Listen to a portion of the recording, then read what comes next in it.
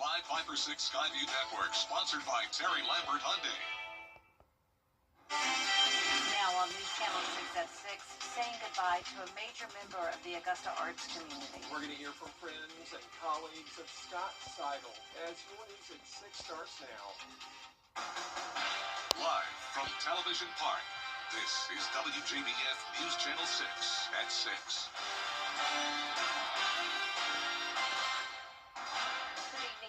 I'm Jenny Montgomery. I'm Brad Means. We do thank you for joining us. Coverage you can count on begins with the community mourning the loss of a key figure on the local arts scene for years. Scott Seidel, the executive director of the Augusta Players, died yesterday. Graham Lee joins us live from the Imperial Theater, where many of the group's performances take center stage. Graham? Well, Brad, Jenny, you can see it over my left shoulder, this tribute here at the Imperial Theater in honor of Scott Seidel. There's also one across the street at the nearby Miller Theater. I talked to two couples earlier who were emotional seeing both of these tributes, and this is just one way that the Augusta arts community is honoring and remembering the life of Scott Seidel. And it's amazing. We're thrilled. But Seidel served as the executive director for the Augusta Players since 2017. His colleagues say his legacy will live on. We are pushing through, and what we continue to do is help build on his legacy. You know, we think, what would Scott want us to do right now? He would definitely say, get back to rehearsal. It's time to rehearse. Tributes are coming in across the community, including out front at the Miller Theater. The man in charge of the theater says Seidel was a beloved community partner who adored the theater and the Augusta Symphony. Working with him was a joy. I mean, he was hilarious. He was smart. He was fun, and he was so talented. And what he brought to the community was immense. The Greater Augusta Arts Council is also remembering Seidel. I mean, before the Players moved into their new grand facility, they were upstairs above us in the Sacred Heart Cultural Center, and they just kept us going, the entire staff, but Scott more particularly would always make a point to stop down, and we're going to miss him. We're definitely going to miss him. But DeCarlo says he'll be remembered most as a kind, hardworking person and a man of many talents. No job was too small for him, and that just really shows the type of person he is and how dedicated he was to this company. This company was truly his life, and he poured a lot of energy into it, and for that we are forever thankful. So the Augusta Players tell me that while they're also mourning his loss, they're in the middle of planning their How the Grinch Stole Christmas performances. Those shows are set for December 12th through the 14th, and they say that the show will go on, and it's what Seidel would have wanted.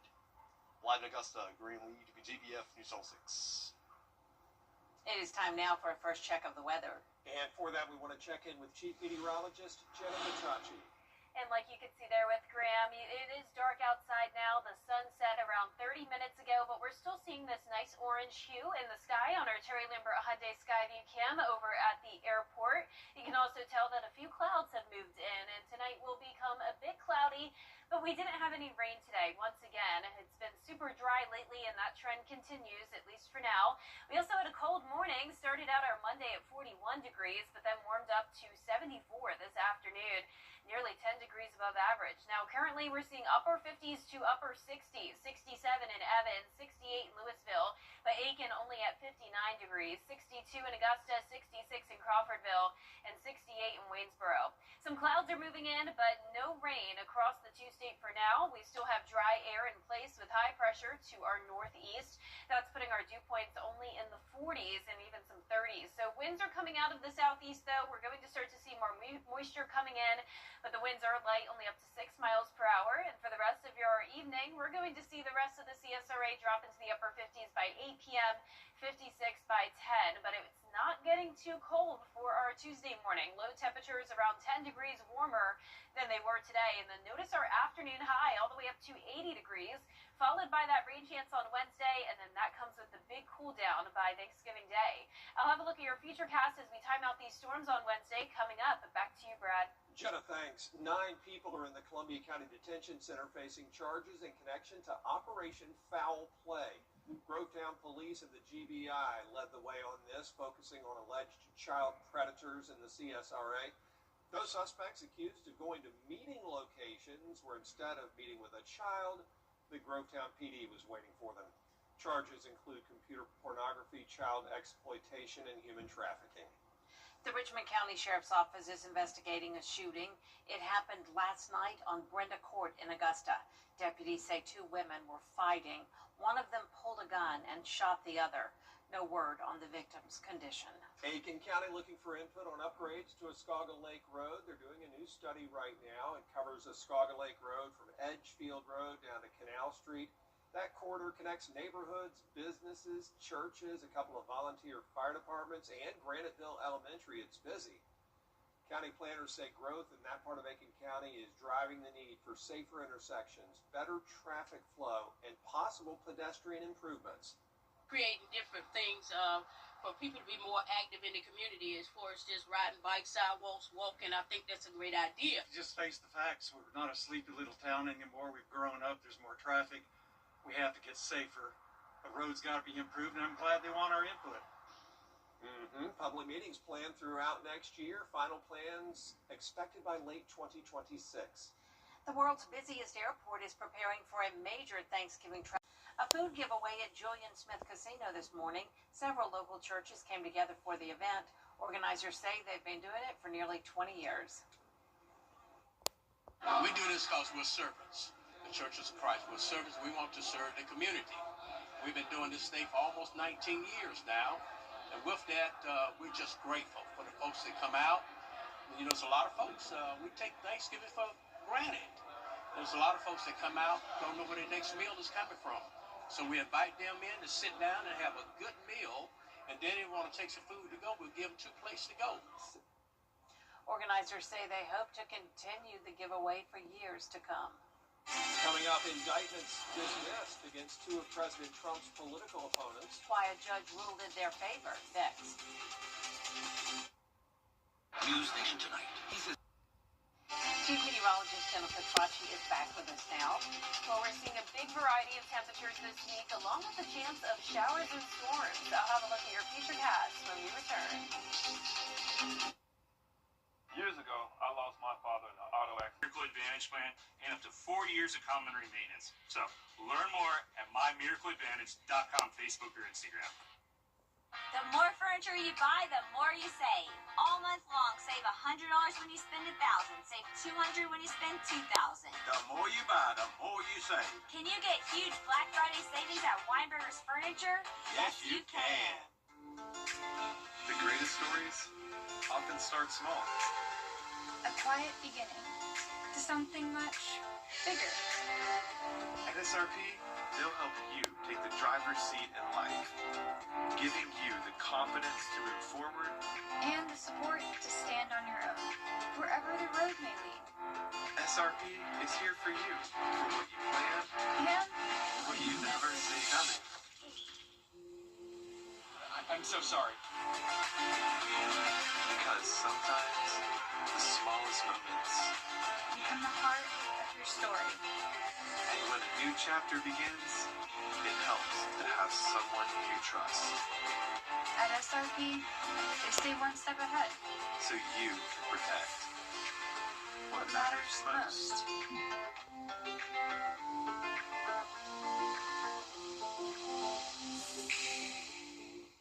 Children First on WJBF News Channel 6 is sponsored by Bridgestone, solutions for your journey.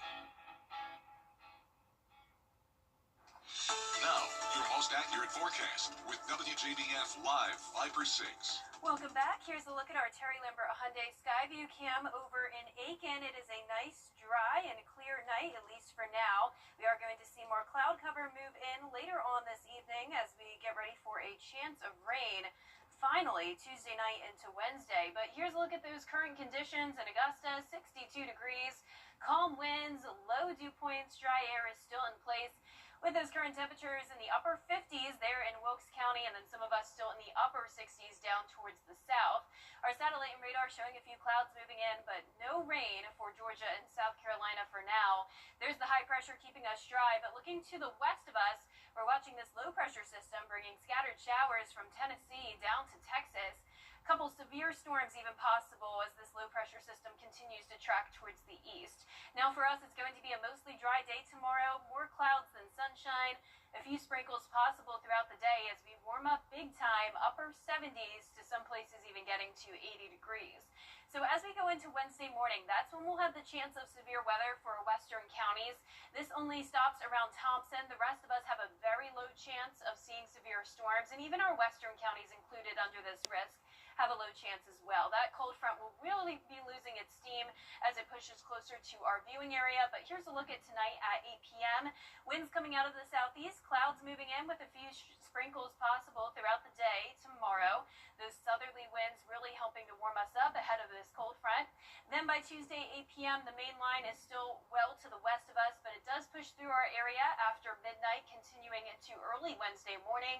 But we quickly clear out, so if you're traveling late Wednesday night, things are looking pretty good. But here's a closer look at Wednesday at 4 a.m. You can see that line of showers and storms impacting Athens, then making its way into our northwestern viewing area around 6 a.m., and then making its way towards the metro around 7 to 9 a.m. Our southeastern counties seeing those impacts up until around noon, and then we quickly clear out. It is going to be much cooler for our Thanksgiving Day. Temperatures topping off in the 50s to low 60s.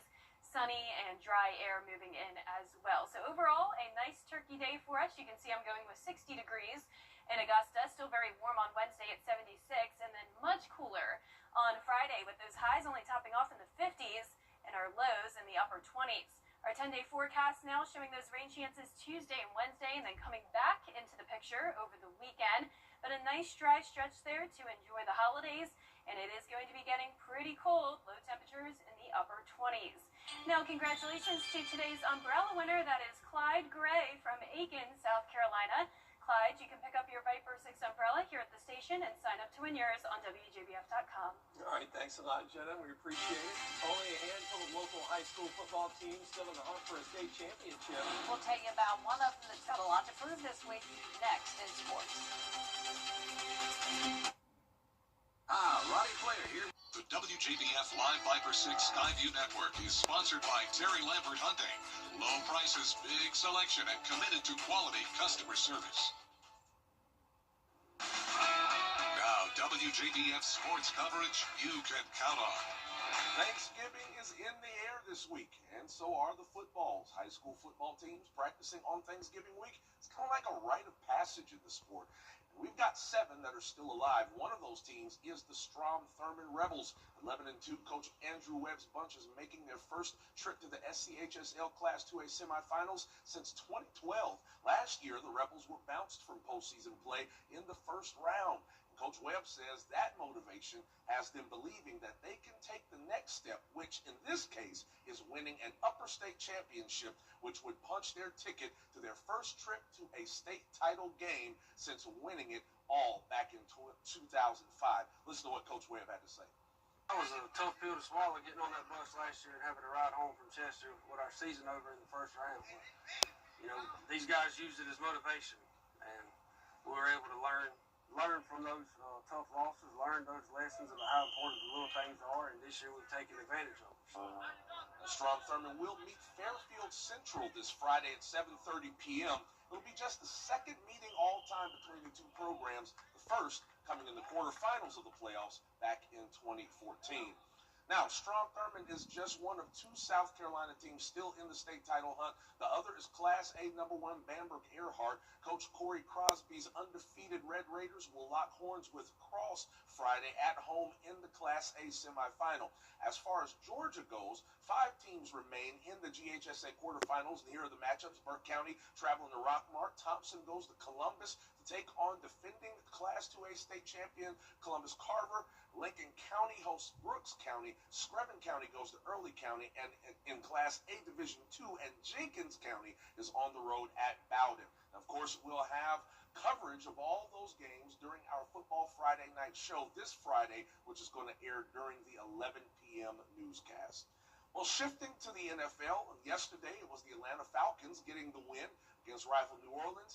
Can the Carolina Panthers follow suit tonight? The team that most recently beat the Falcons will take their 6-5 record on the road tonight for an 8:15 p.m. Monday night football kickoff.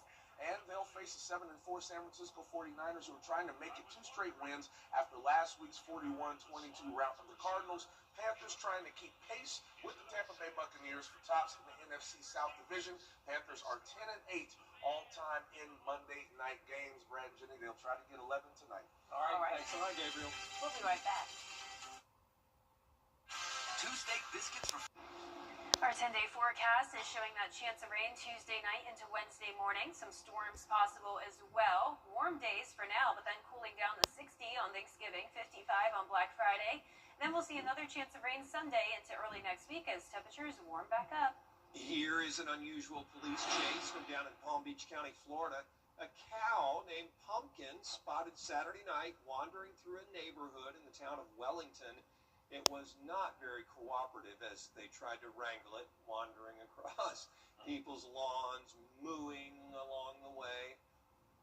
Finally, it stood still long enough for sheriff's deputies to corral it and get it to a safe place. They're still trying to find out, though, who owns the cow. They'd like to get it back home as soon as possible. It's got to be tough to kind of take care of that thing on a temporary basis. The cow named Pumpkin. Yeah. Cow named Pumpkin. Great name for this time of year, though. Right. And resisting arrest at that. Yeah, absolutely. That's wild. Hopefully they'll make it back home. Well, that is our report for now. We appreciate you watching. We're back at 7 after World News Tonight. And then we'll see you again for News Channel 6 at 11. Have a nice evening.